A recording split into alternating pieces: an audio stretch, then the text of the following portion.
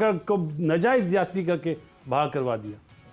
ज्यादती करी उसमें। वैसे वजह क्या वो हुई जो फखर ने कनेक्शन कैंप में बात कर दी या फिर जो ट्वीट कर दी? इसका मतलब यह है कि फखर जमान की बर्बादी के पीछे बाबर आजम का हाथ है, और बाबर आजम से बड़ा सेल्फिश और घटिया इंसान इसका मतलब कोई है ही नहीं है। भाई तुमने अपने मतलब के लिए फखर जमान के साथ ज्यादती हुई है, कसम खुदा की फखर के साथ ज्यादती नहीं हुई, ये पाकिस्तान के साथ ज्यादती है।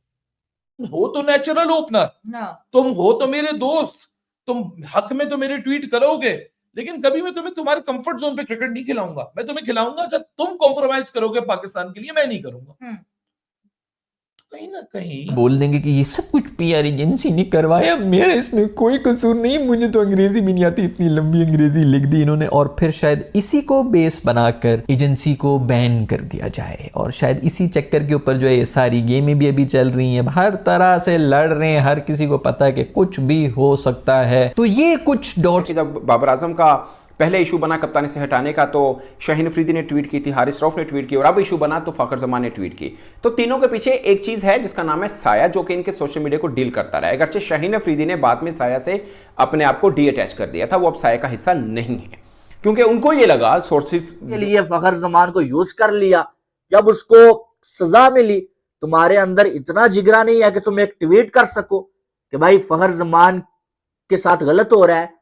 भाई इतनी तो सेल्फ रिस्पेक्ट होनी चाहिए बंदे में कि तुम्हारी वजह से उसके साथ जो इतना गलत हो। क्या वजह क्या बनी? जो कनेक्शन कैंप में बात करें, तो वो तो उस्मान वाला के खिलाफ की थी, सलमान नसीर के खिलाफ। नाम चेहरा उस्मान वाला का आ रहा है। अच्छा, मास्टरमाइंड तो ये हैं। सो दो जिसम एक जान वगैरह कनेक्ट हो रहे हैं, लेकिन कोई बैन हो जाएगा, इधर पीसीबी चेयरमैन बदल जाते हैं, फिर उसके बाद जो है आ जाता है अंदर, अब उनके और भी बंदे बैठे होंगे जो कि पीसीबी के अंदर ही बैठे हुए हैं, जो कि वैसे ही इनके ऊपर भी होंगे, बोर्ड शोर्ड के ऊपर। सब कनेक्टेड है, सब का सब पैसे के लिए काम हो रहा है भाई। जहां पर जितना पैसा इन्वॉल्व होगा, लोग उतने ही ज्यादा कुछ भी करने को तैयार हो जाएंगे। ये एक जो पूरा सिनेरियो है, ये तो सिर्फ आज की क्रिकेट पे बात हो रही है। इससे ज्यादा भयानक मामले 2009 में हुए, जब कुरानों पे हाथ रख के एक स्टैंडिंग कैप्टन के खिलाफ कू किया गया। यूनुस खान, जो कि बोर्ड में उनसे बदतमीजी हुई, उन्होंने कप्तानी ही छोड़ दी। जो कुछ मेरी जिनसे बात हुई, उनको ये लगा कि ये साया जो है वो एक आधा क्रिकेटर है जिसकी प्रमोशन के बेसिकली काम करते हैं, बाकी जो क्रिकेटर साथ में अटैच हैं वो शायद कहीं से यूज हो रहे हैं, तो मैं क्यों इसका हिस्सा बनूं। इस वास्ते शाहीन ने अपने आप को अलग कर लिया था साया से। अब फखर जमान के हवाले से भी उनके भाई की पहले ट्वीट आई कि जो ट्वीट की गई है वो बेसिकली हो गया, सेंट्रल कॉन्ट्रैक्ट से निकाल दिया गया, बेरोजगार कर दिया गया उसको। और तुम में इतनी गैरत है, तुम बोलो यार जब तक फखर जमान को सेंट्रल कॉन्ट्रैक्ट नहीं मिलता, मैं भी सैलरी नहीं लेता, मुझे भी निकाल दो, क्योंकि मेरी वजह से ये सारा कुछ हुआ है।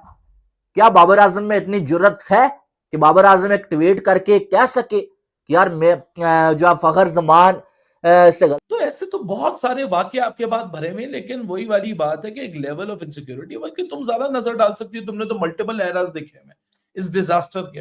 अली देखिए, एक चीज जो कि अभी आपने बीच डिस्कशन में कही, आपने कहा कि क्या इतना नादान है हमारा प्लेयर कि उसको अंदाजा नहीं होता कि एजेंट क्या एडवांटेज उठा रहा है उससे, या क्या चीज हो रही है।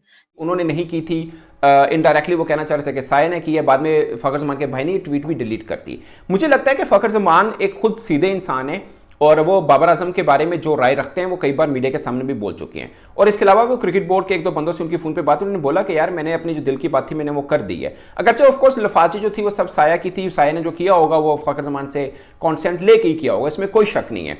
मगर आपको मालूम है, मैं कुछ छोटी सी एग्जांपल देता हूं, कोई 30-35 क्रिकेटर हैं जो ये कंपनी डील करती है। अब जी इनके साथ और भी साथी है ना। अच्छा, जो 5 साल पहले आया हुआ है पीसीबी में, चाहे वो एनसीए में हो, चाहे वो डोमेस्टिक के डायरेक्टर हो, चाहे कोई हो, ये सब एक ही ग्रुप। मेहरान मुमताज हैं, मैं आपको एग्जांपल के तौर पे बता रहा हूं, बड़े अच्छे क्रिकेटर हैं, मगर पाकिस्तान नहीं खेले हुए अभी, वो उसको भी डील कर रही है।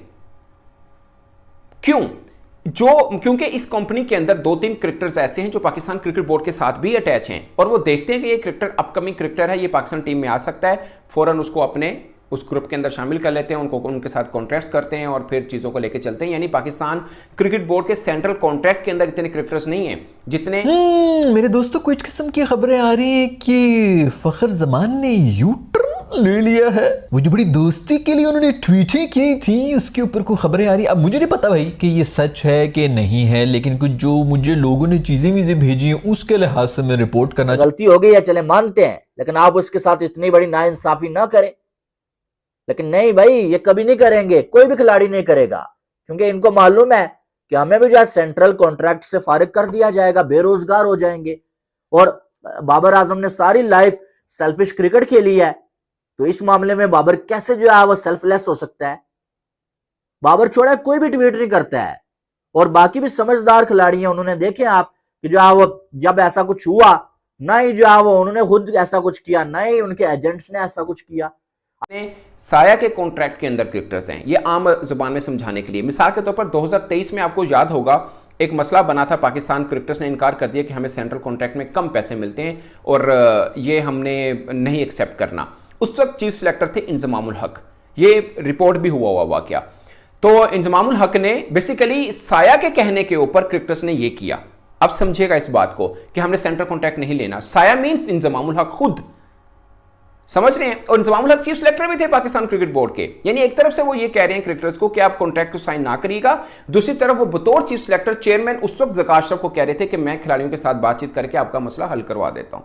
यानी चाहूंगा, मेरा ख्याल अब तो टीवी शीवी भी चल रहा है, वो ये है कि फखर जमान के बड़े भाई जो हैं उन्होंने कोई ट्वीट, एक तो हर कोई आप हर वक्त ट्विटर के इनको पता चल गया। और अभी बहुत से जो लोग हैं वो इसके ऊपर बहस कर रहे होते पाकिस्तान में न्यूज़ वगैरह पे, एक्स पे ये है, चुप करके ट्विटर बोल एड तुसी जो है अप टू डेट। खैर, तो ट्विटर के ऊपर ये बातें हो रही थी कि फखर जमान के बड़े भाई ने कहा कि फखर बहुत नाराज है किसी एक पत्नी कॉर्पोरेशन से जो उनकी पीआर। पहले तो मैं आपको बताऊंगा ये सारे जो एजेंट्स वगैरह होते हैं इसका क्या है, लोग जो ऐसे समझ रहे होते हैं ओहो ये बहुत बड़ा। उसकी आपने उसको इतनी बड़ी सजा देनी है कि आपने उसकी मंथली सैलरी अगले 1 साल की खत्म ही कर दी, आपने उसको सेंट्रल कॉन्ट्रैक्ट में रखा ही नहीं। और बहाना क्या आप दे रहे हैं कि उसका फिटनेस का इशू है। नुमान अली को पीसीबी ने ये मुल्तान में दूसरा टेस्ट मैच खिलाने से पहले वापस भेज दिया था घर कि आपकी फिटनेस के इशू हैं, आपने फिटनेस टेस्ट पास नहीं किया। अभी पिछले दिनों बाबर आजम का पेट निकला हुआ है, मसला हो गया, एजेंट रखना कोई जुर्म है ऑन दैट, उसके बारे में भी थोड़ा आप लोगों को बता दूंगा। खैर, उसने ये कह दिया है फखर जमान के भाई ने कि मैं उसका सगा भाई हूं, ये मेरा ब्लड रिपोर्ट है व्हाटएवर, और मैं ये सगा भाई होके कह रहा हूं कि फखर जमान बहुत नाराज है अपनी पीआर एजेंसी से, जिन्होंने जबरदस्ती उसका नाम लेकर ट्वीट जो है लिख के जो है वो शाया कर दी, और ये और वो, जिस वजह से उसके लिए इतना सारा मसला मर रहा है और ये हो रहा है और वो हो रहा है। और अब मैं इस एजेंसी के साथ मेरा कोई ताल्लुक नहीं। अब हुआ ये है कि यहां तक तो बात फिर भी इग्नोर हो जाती थी, अब बात जब ये फैलना शुरू हुई है तो अचानक उस बंदे का जो है वो ट्वीट भी, उसके भाई का ट्वीट भी डिलीट हो गया है। और फिर कुछ लोग कहेंगे कि तो कोई भी अकाउंट बना के कर सकते हैं, तो वो अकाउंट को जो है फखर जमान खुद भी फॉलो कर रहा है। तो गेम तो थोड़ी बनी हुई है कि अकाउंट थोड़ा जेन्युइन ही लग रहा है जिसको फखर जमान खुद भी फॉलो करते हैं, और वो ये कह रहा है कि मैं उसका बड़ा भाई भी हूं और मैं ये कह रहा हूं कि सब गलत हुआ है, उसके खिलाफ जो है ट्वीट कर दिए जिसकी वजह से वो निकाला गया। दोस्तों, फखर जमान के भाई के ट्वीट पर पाकिस्तानी मीडिया बौखला के जो रिएक्शन दे रहा है वो आपने देखा, और आगे देखिए कि पाकिस्तानी मीडिया इस ट्वीट को लेकर और क्या रिएक्शन दे रहा है। शाहीन का पता नहीं पूरी फिटनेस है कि नहीं, पेस नीचे गिरा हुआ है। इन सब के फिटनेस टेस्ट पब्लिक करो, बताओ कि किसका क्या फिटनेस रिजल्ट है। अगर आपने पाकिस्तान के सबसे बड़े मैच विनर को बाहर बिठाना है फिटनेस का नाम लेके, तो बाकियों की भी फिटनेस बताओ कि उनकी फिटनेस क्या है। और भाई इनकी फिटनेस इनको मुबारक हो, 125 पे बॉल कराने वाले।